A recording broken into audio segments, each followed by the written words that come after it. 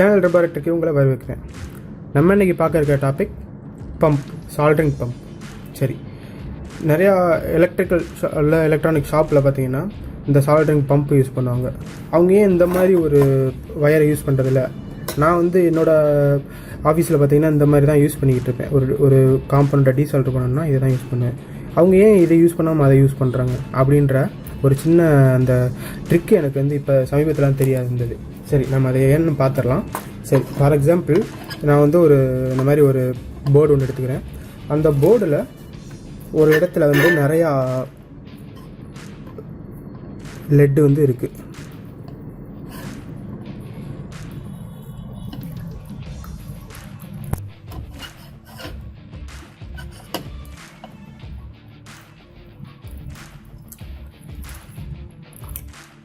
தெரியுதா உங்களுக்கு இதில் எவ்வளோ லெட் இருக்குதுன்னு?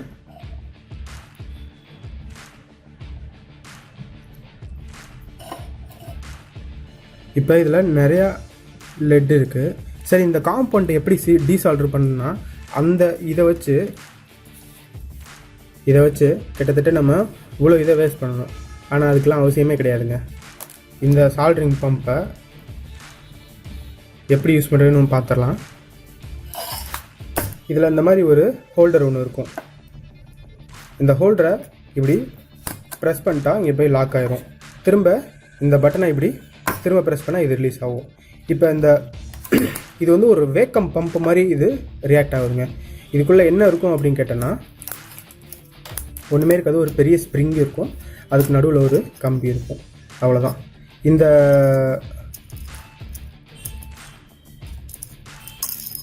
ஸ்ப்ரிங் இருக்குது பார்த்தீங்களா?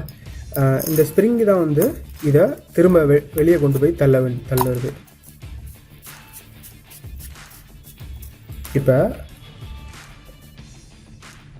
இப்போ இந்த ஹோலில் ஒன்றுமே இல்லை. இப்போ நான் இதை ப்ரெஸ் பண்ணுறேன், கீழே இருந்து ஒரு கம்பி வந்துருச்சா? இப்போ நான் இதை ப்ரெஸ் பண்ணும்போது இந்த பின்னாடி இருக்க அந்த கம்பி ஃபாஸ்ட்டாக உள்ளே போகும். அப்படி ஃபாஸ்ட்டாக உள்ளே போகிறப்ப அதுக்கு கீழே இருக்கிற அந்த மெல்டன் லெட்டை எடுத்துகிட்டு போயிடும். இது எப்படி ஒரு ரியாக்ட் ஆகுது அப்படின்னா ஒரு வேக்கம் கிளீனர் மாதிரி செயல்படுது. சரி, இது எப்படி நம்ம யூஸ் பண்ணுறது நம்ம பார்த்துடலாம். இந்த பம்பை லாக் பண்ணிவிட்டு லெட்டை மெல்ட் பண்ணணும். இந்த மாதிரி வச்சுட்டு அது பக்கத்தில் இதை வச்சுட்டு ஒரு ப்ரெஸ் பண்ணால் போயிடும். தெரியுதா உங்களுக்கு எப்படி இருக்குன்னு? சரி, திரும்ப இதை ஒரு ட்ரை பண்ணி பார்க்கலாம். இது மேலே இப்படி வச்சுட்டு இந்த பம்பை இது மேலே வச்சுட்டு இப்படி ப்ரெஸ் பண்ணால் போயிடும். அதே மாதிரி இதையும் ட்ரை பண்ணி பார்க்கலாம்.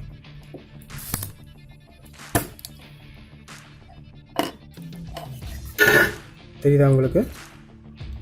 முன்னாடி எவ்வளோ லெட் இருந்துச்சு,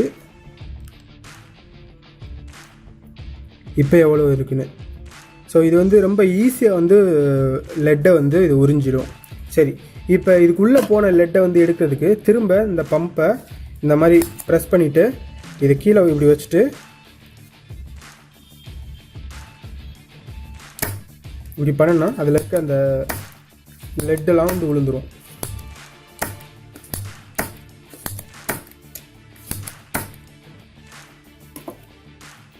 சரி, இந்த மாதிரி காம்பவுண்ட் நம்ம நிறையா தெரிஞ்சுக்கிறோம். அடுத்து வர வீடியோ உங்களுக்கு தெரியணும் அப்படின்னா கீழே சப்ஸ்கிரைப் அப்புறம் பெல் பட்டனை கிளிக் பண்ணிக்கோங்க. Thanks and thanks a lot.